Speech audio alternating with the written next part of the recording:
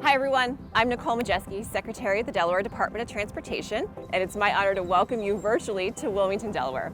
We're honored to be the featured agency at this year's International Bridge Conference, and while we wish we could all be together, we hope that you enjoy this year's conference and still get a sense of all the great things that we're doing here in Delaware. While we may be one of the smallest states in the nation, we pride ourselves in being the first state. What makes us unique in the field of transportation is that DelDOT is responsible for 90% of the roads throughout our state, as well as over 1,700 bridges.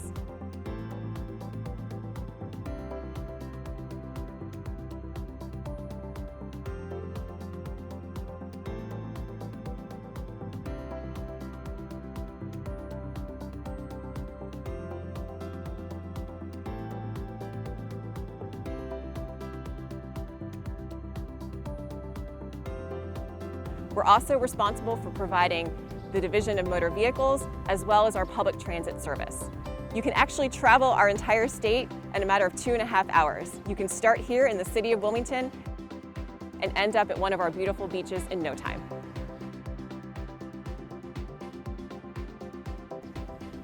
While this year presented many challenges, it also was an opportunity for us to rethink how we provide our services and to show just how creative and resilient we can be. When the pandemic started, our governor deemed construction and our services to be essential, so we never stopped working. Our main priority was keeping our employees safe while continuing our operations.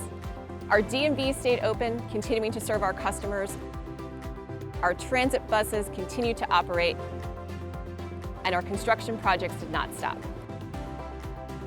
We embraced the use of technology platforms to expand our online services, to advertise and award projects, to accept and approve development plans, and to stay connected with the public through virtual meetings and public workshops. Through it all, our employees rose to the challenge and kept Delaware moving forward in a year none of us could have anticipated. One of the most important things we can do as leaders in transportation, whether in the public or private sector, is to create a culture of innovation, to encourage our employees to think outside the box, to question the way that we've been doing things, and to take risks. We need to embrace the latest technologies and construction methods. Using alternative contracting methods like design-build and construction manager/general contractor allows us to rethink designs, identify and mitigate risk earlier, provide better cost projections, and refine project schedules on our more complex projects that greatly impact the traveling public. Incorporating accelerated bridge construction into our bridge projects allows us to save construction time and lessen the impacts to traffic. With the rehabilitation of Bridge 1-717 on I-95, we used this method and were able to cut 4 months off of our construction time. Whether using precast deck panels on I-95 or modular steel units on our current project on 141, we are always looking for the best way to construct our bridges and keep people moving. These methods ultimately give us a better product because components are being constructed in a controlled setting, which leads to better durability and extends the life of our infrastructure. We were also the first state to use ultra-high performance concrete as an overlay on a new bridge. The overlay is virtually impenetrable and makes the bridge more durable and less susceptible to deterioration. Creating a culture of innovation ultimately leads to a workforce that is highly engaged and motivated. It's also important that we continue to make investments in maintaining and preserving our existing infrastructure. This year, we started the largest rehabilitation project in the department's history with the Restore the Corridor project on I-95. This $200 million project will rehabilitate over 3 miles of pavement and 19 bridges, reconstruct 11 exit ramps, and improve safety. This section of I-95 was built in the 1960s and in need of repair. While this project is significantly impacting traffic, it's important that it happens now as a rehabilitation project as opposed to waiting until it becomes a complete reconstruction project that costs more and takes longer to complete. Due to the complexity of this project, we are using the CMGC contracting method. Having the contractor provide input during the design phase helped us identify ways to lessen impacts to traffic, reduce construction risks and time, innovate, and improve quality.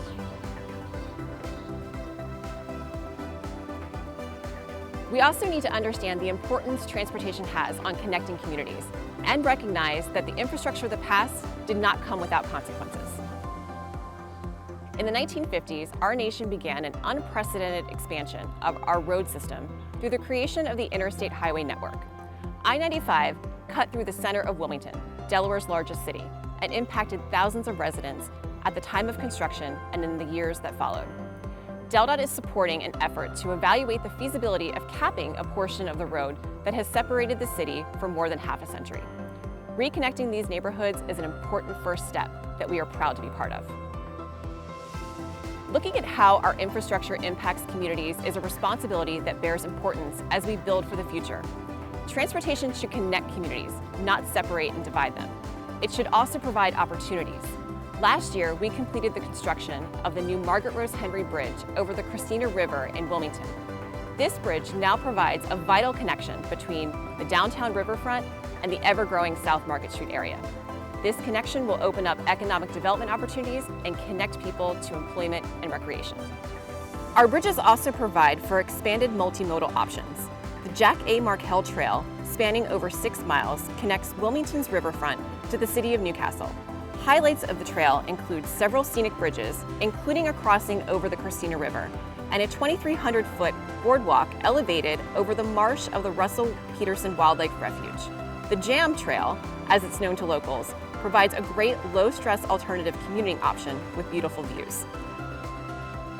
Lastly, we need to focus on building the next generation of engineers through engagement with our local high schools and middle schools. A few years ago, DelDOT began a hands-on engineering competition aimed to engage students interested in the math, science, and engineering fields. The program is designed to encourage middle school and high school students to address real-world problems and inspire them to consider careers in transportation and civil engineering. The event has grown from 5 schools participating in the first year to 22 schools with 96 teams in the third year.